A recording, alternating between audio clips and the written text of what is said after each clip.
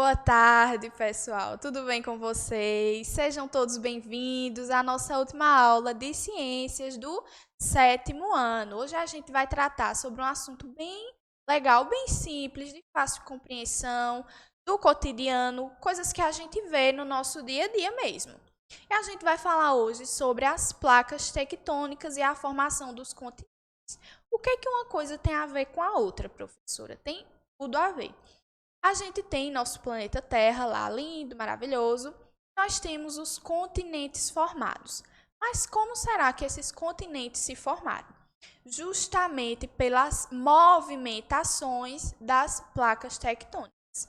E aí a gente vai ver mais a fundo um pouquinho como é que ocorreu essa formação dos continentes, como é que eles foram subdivididos. Será que essas placas se movimentam constantemente ou será que não se movimentam?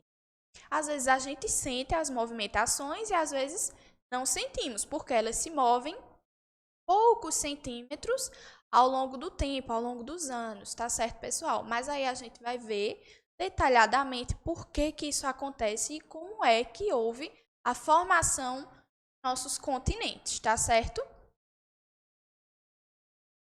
E aí é muito interessante vocês verem essa imagem do planeta Terra, porque dá para ver bem detalhadamente a formação dos nossos continentes, tá certo, pessoal? Essa área em azul, vocês sabem que é a água, a área da água, e a parte em verde, a área terrestre. Então, a gente tem a subdivisão dos nossos continentes, tá certo? E aí, o que são placas tectônicas? Como é que a gente identifica esse conceito? Elas são gigantescos blocos que integram a litosfera. O que é a litosfera? É uma camada terrestre. Depois a gente vai ver mais detalhadamente as 5 camadas que nós temos na Terra, tá certo? Mas elas são gigantescos blocos que integram a litosfera, a nossa camada terrestre. E ao todo, o globo é recortado por 10 grandes placas. Lembrem desse número. É importante vocês lembrarem da quantidade de placas grandes que nós temos, que são 10. Elas se deslocam e se chocam numa movimentação constante e lenta. Lembra daquilo que eu falei no comecinho. Será que elas ficam paradas? Ou será que elas se movimentam? Na realidade, elas vão se movimentar bem lentamente ao passar dos anos. Acho que num período de um ano são pouquíssimos centímetros de movimentação e a gente nem sente essas movimentações. Mas quando elas se chocam, às vezes nós aqui conseguimos sentir essa movimentação dessas placas tectônicas. Mas elas se deslocam, se separam e se chocam, tá certo? Com isso, a formação dos nossos continentes. Por quê? Porque essas placas, ao se movimentarem, como são muito grandes, elas estavam juntas e depois se separaram. Então, assim houve a formação dos nossos continentes.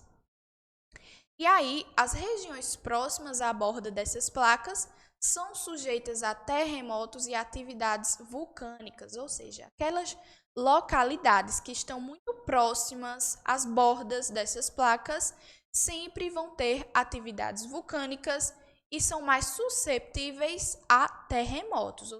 Aquelas localidades que têm mais terremotos, a explicação é porque elas estão próximas à placa tectônicas, tá certo? E aí nós temos a imagem das nossas camadas, das camadas da Terra, tá certo? Elas estão aí bem subdivididas. Nós temos a crosta ou litosfera, que é onde está a localização das placas tectônicas, é justamente essa litosfera, essa primeira camada.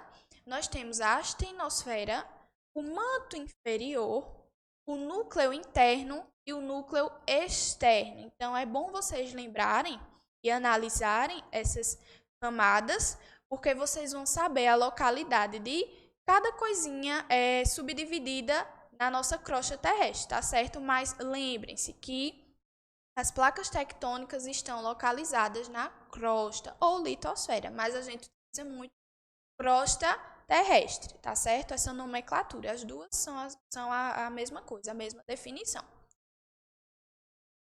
E aí, a gente tem algumas definições a respeito das placas tectônicas.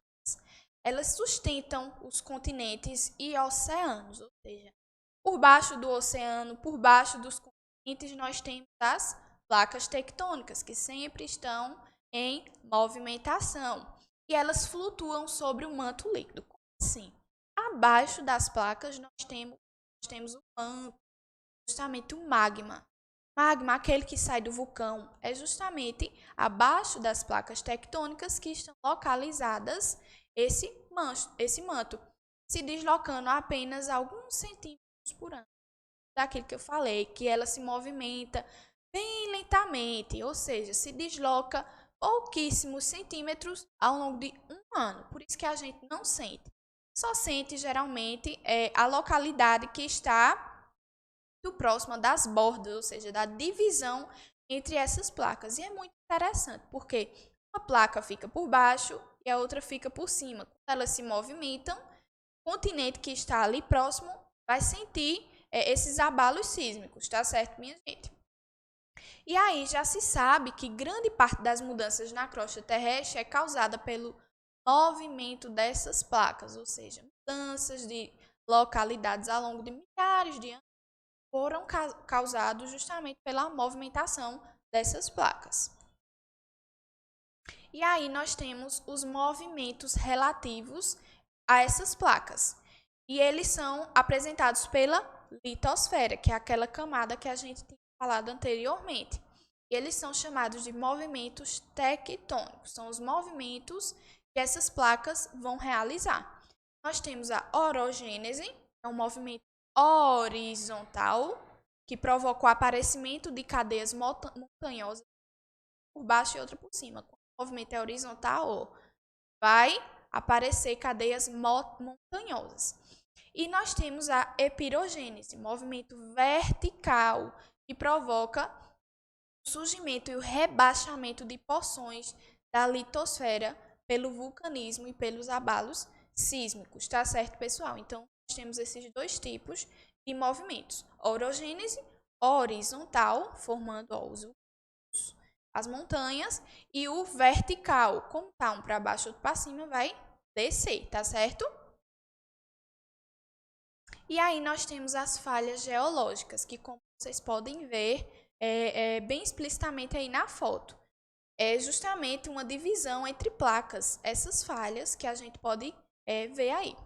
À medida que essas placas vão deslizar, vão se movimentar, elas comprimem e esticam as rochas subterrâneas que sofrem uma enorme pressão, ou seja, com a movimentação, ela vai modificar essas rochas, modificar a localidade dessas rochas.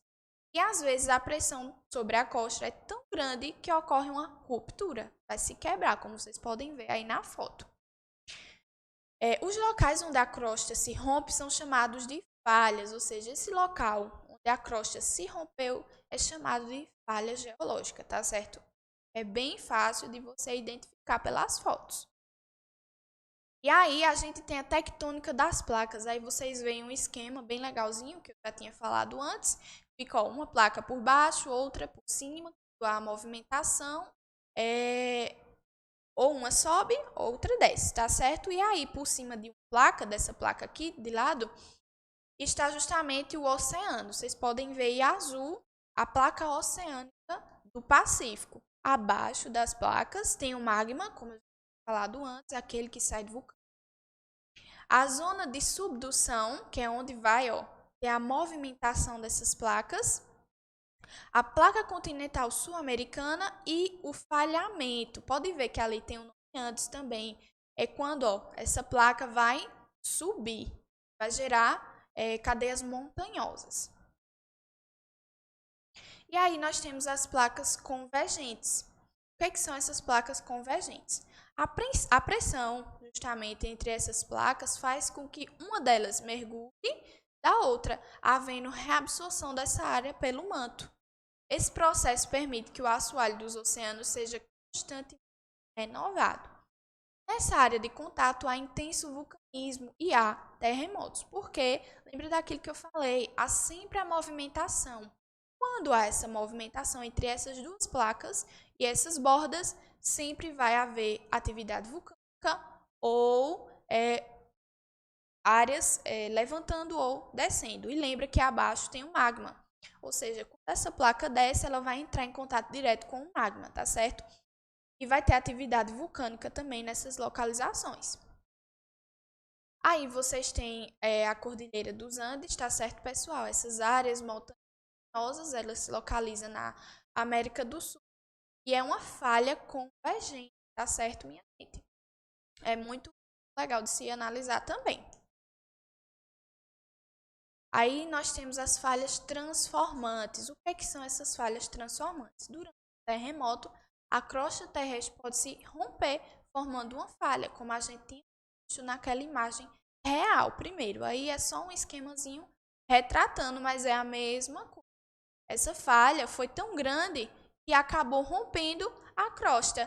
Quando rompe a crosta, há a separação. E aí a gente pode ver visualmente essa separação. E aí elas são criadas por duas placas que deslizam uma ao lado da outra. E o atrito entre elas guarda muita tensão, que pode causar terremotos destruidores. Ou seja, nessa localidade, geralmente é inóspito, né? Porque é área de muito terremoto e atividade vulcânica também, porque há a movimentação dessas grandes placas. E aí nós temos as áreas de instabilidade. Uma delas é a falha de San Andreas.